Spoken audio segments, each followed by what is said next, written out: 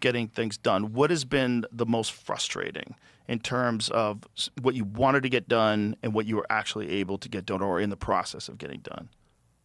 I mean, I've been surprised by how much President Trump has supported me on this stuff because I'm going after the biggest, big pharma, big insurance,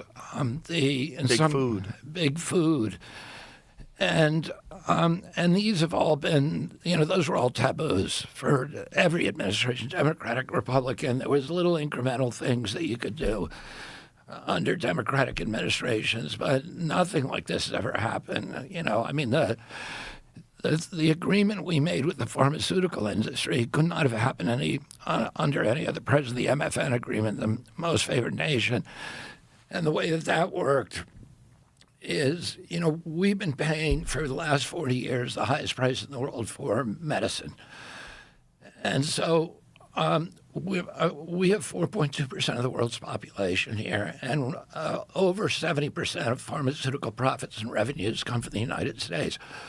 Why is that?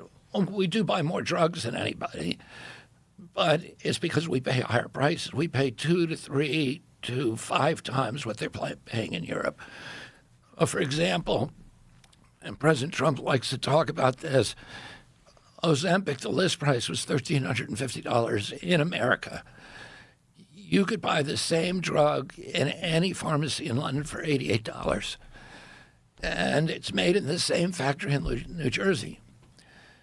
And the reason that was allowed to happen is the Europeans just said, we're not going to pay anymore for it. They would set the price, and that was the maximum. There's a lot of drugs they don't have. There's a lot of cancer drugs they don't have in Europe because they just wouldn't pay the price. And so President Trump, every president has vowed to stop this. Clinton tried to stop it. Obama, Bush, all of them tried, and Biden all said we're going to get rid of the MFN price, and none of them did anything on it. And President Trump literally called me sometimes once a day, called late at night, 11:30 at night, and say, where are you on MFN? And we ended up getting it seemed to me even, it seemed insurmountable. But he said, I'm going to use tariffs. I'm going to force the Europeans to raise their drug prices. And because we had enough leverage on the pharmaceutical companies because of our Medicaid and Medicare programs